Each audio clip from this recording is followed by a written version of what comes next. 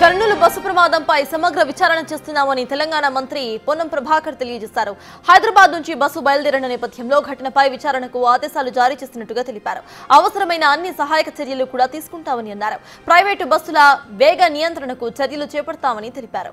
ప్రమాద నేపథ్యంలో త్వరలోనే తెలంగాణ, ఏపీ, కర్ణాటక మంత్రులు, రవాణా శాఖ కమిషనర్లు సమావేశాన్ని నిర్వహిస్తామని అన్నారు. బస్సుల్లో భద్రతా చర్యలపై నిర్ణయాలు తీసుకుంటామని వివరించారు. స్పీడ్ లిమిట్ ప్రమాదాలను వివరిస్తుందని, ఇటు నివారిస్తుందని, ఇలాంటి రూల్స్ ను ఖచ్చితత్వం చేస్తామని కూడా తెలియజేశారు. ప్రమాదం జరిగిన బస్ ఒడిశాలో రిజిస్టర్ అయ్యిందని తెలిపారు. ఈ బస్సు హైదరాబాద్ నుంచి బెంగళూరుకు తిరుగుతుందని చెప్పారు. కర్నూలులో జరిగినటువంటి బస్ సంఘటన దురదృష్టకర సంఘటన, చాలా బాధ కలిగింది. ఉదయాన్నే మృతులందరికీ సంతాపాన్ని తెలియజేస్తా ఉన్నాం. తెలంగాణ ప్రభుత్వం పక్షాన గౌరవ ముఖ్యమంత్రి గారు కూడా ఈ అంశం పట్ల వివరాలు తెలుసుకోవడం జరిగింది.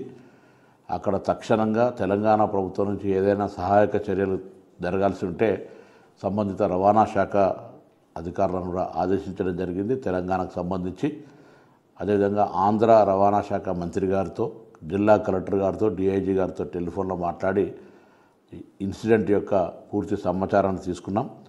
ఇవి ఒక దురదృష్టకర సంఘటన. దీని పట్ల భవిష్యత్తులో, ఎందుకంటే హైదరాబాద్ వయా ఆంధ్ర, కర్ణాటక వయా ఆంధ్ర, హైదరాబాద్కు రోజు వేల మంది ప్రయాణం చేసే ఈ యొక్క బస్సు వ్యవస్థలో అన్ని రకాల చర్యలు తీసుకోవడానికి ముగ్గురం ట్రాన్స్పోర్ట్ కమిషనర్ తొందరలో సమావేశమై తదుపరి ఇటువంటి ఇన్సిడెంట్ జరగకుండా తీసుకోవాల్సిన చర్యలను తీసుకుంటాం. ఉదాహరణకు తిరుపతిలో ఘాట్ రోడ్ ఎక్కేప్పుడు ఎంత సమయం తీసుకుంటుంది, దిగేప్పుడు ఎంత సమయం తీసుకుంటుందో ఎంట్రీ ఎగ్జిట్లో రికార్డ్ చేస్తారు. ఇక్కడ కూడా హైదరాబాద్ నుంచి బెంగళూరుకి వెళ్ళినా, హైదరాబాద్ నుంచి తిరుపతికి వెళ్ళినా, హైదరాబాద్, విజయవాడ, రాజమండ్రి, వైజాగ్లకు వెళ్ళినా ఇటువంటి నిబంధన తేవడం ద్వారా స్పీడ్ లిమిట్, యాక్సిడెంట్ నివారించే హక్కు ఉంటుంది. అదేవిధంగా బస్సు ఓనర్స్ కానీ ట్రావెల్స్ సంబంధించిన వాళ్ళకు కూడా విజ్ఞప్తి చేస్తున్నాం, హెచ్చరిక చేస్తూ ఉన్నాం. రవాణా శాఖ తరఫున మీరు మీ యొక్క ఫిట్నెస్ కానీ, ఇన్సూరెన్స్ కానీ తదితర అంశాల పట్ల ఎక్కడ నిర్లక్ష్యం వహించినా నేరుగా హత్యా నేరం పెట్టి లోపలికి పంపుతాం. జాగ్రత్త అని చెప్తా ఉన్నాం. నియమ నిబంధనలు పాటిస్తూ స్పీడ్కు సంబంధించిన విషయంలో కూడా జాగ్రత్త వ్యవహారం చేస్తూ ప్రాణాలతో చెలగాటం ప్రయత్నం చేయొద్దు. రోజువారీ రవాణా శాఖ చెక్కులు చేస్తే వేధింపులకు అని మాట్లాడతారు.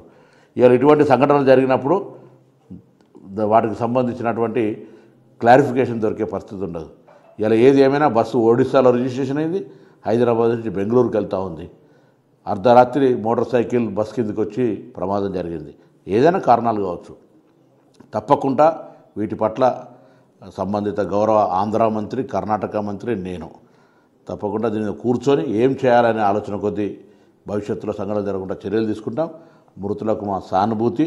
తప్పకుండా ఎటువంటి పునరావాస చర్యలు, అక్కడ అన్ని చర్యలకు సంబంధించి తెలంగాణ ప్రభుత్వం తరఫున ఆంధ్ర ప్రభుత్వానికి పూర్తిగా సపోర్టివ్గా ఉంటుంది.